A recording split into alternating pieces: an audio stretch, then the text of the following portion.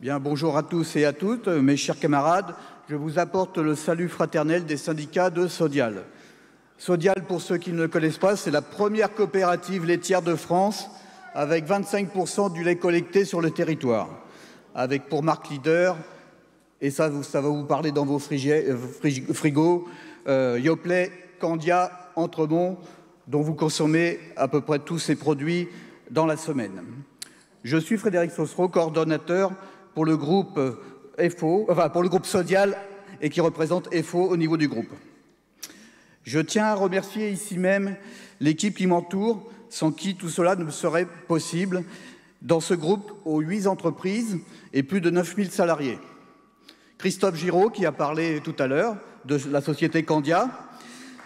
Jean-Marc Magnan, des fromageries Occitane, les Cantalou. Frédéric Garnier, pour Sodial Union, donc à la collecte de lait. Charles Sully, pour Sodial International, pour le siège. Éric Billard, pour la société Entremont. Et Jean-Luc Ouzio, de Nutribio, qui œuvre tous les jours pour la représentation de Sodial et de FO dans ces mêmes entreprises. Camarades, nous sortons d'un plan social de plus de 300 salariés concernés avec la fermeture de 2 sites majeurs. Comme l'a dit Christophe, un site Candia avec environ 180 salariés de côté de Nantes.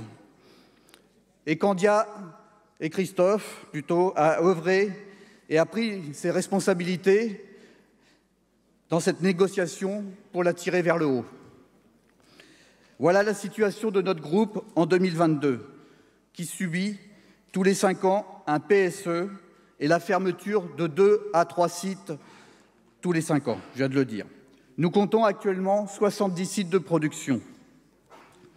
Nous brassons quand même 4,7 milliards d'euros de chiffre d'affaires et à la fin, un résultat négatif ou proche de zéro. Nous dépendons d'orientations prises par des agriculteurs. Hier, nous avions un représentant de la FNSEA qui sont aussi à la direction, alors c'est détourné, mais qui agissent derrière dans nos entreprises coopératives. Nous avons une direction qui est peu impliquée, prenant des décisions plus de survie pour notre groupe que de pérennité et de vision à long terme. Nous dépendons aussi d'un marché intérieur de consommation bataillé et en perte de vitesse. Les consommateurs que nous sommes, eh oui, nous prenons chaque jour un peu moins et nous consommons un peu moins de lait. Et c'est comme ça, mais c'est une nouvelle façon de consommer.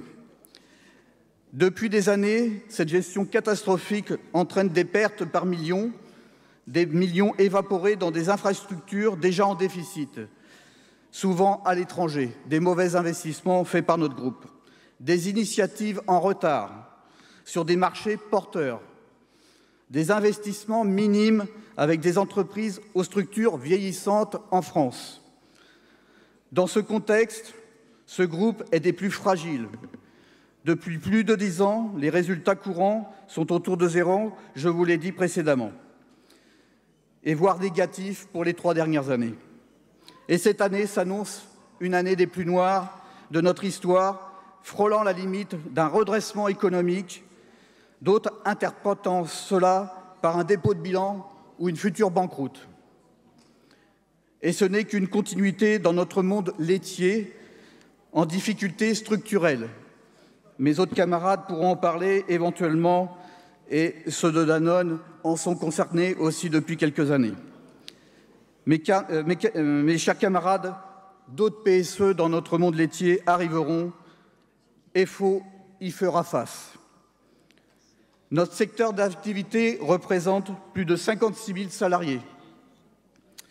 La fédération a su nous rendre professionnels et mettre les moyens nécessaires à nous délégués négociateurs de branche, mais aussi à nos adhérents eux présents aux négociations des établissements ou des entreprises.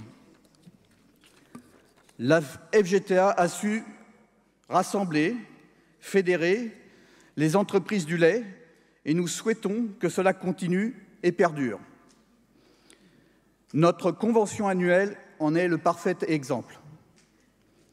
Pour cela, mes camarades, la FGTA-FO doit œuvrer pour accompagner nos adhérents par la formation, mais aussi par le développement et de l'information descendante. Et ça, c'est important que la FGTA communique ce qu'elle fait au niveau de la branche aux adhérents des entreprises. Mais, camarades aussi, l'avenir est devant nous. Nous aurons des dossiers importants à traiter, comme la refonte de nos conventions collectives de secteur. Notre futur secrétaire fédéral du lait aura une mission essentielle pour les 4 ans à venir. Je sais que la tâche sera relevée et ne vous inquiétez pas, nous l'accompagnerons dans cette peut-être difficulté, mais dans cette tâche. D'ores et déjà, je tiens à remercier au nom de Sodial et de ses syndicats le travail accompli par Laurent Rescanière depuis la nomination de son mandat de secrétaire fédéral il y a déjà 4 ans, qui, depuis ces 4 années, a su nous fédérer, nous motiver, nous accompagner dans chacun de nos besoins et de donner un nouveau souffle à la fédération et au secteur laitier. Je n'oublie pas aussi le travail qui avait été effectué auparavant par les différents secrétaires fédéraux. Mes chers camarades, nous pouvons le féliciter.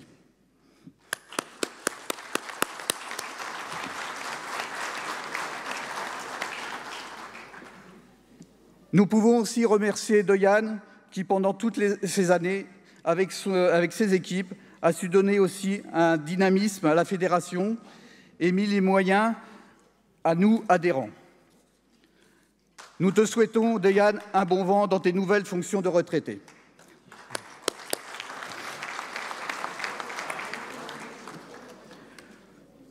Les syndicats de Sodial et FO voteront le rapport d'activité et de trésorerie. La FGTA a toujours été là pour les syndicats de Sodial. Les syndicats de Sodial seront là et continueront d'être là pour la FGTA. C'est pourquoi nous apporterons notre soutien au futur candidat en tant que secrétaire général, Laurent Rescanière. Camarades, vive les syndicats de Sodial, vive la FGTA-FO. Merci Frédéric. Laurence, et se prépare Michael Atout.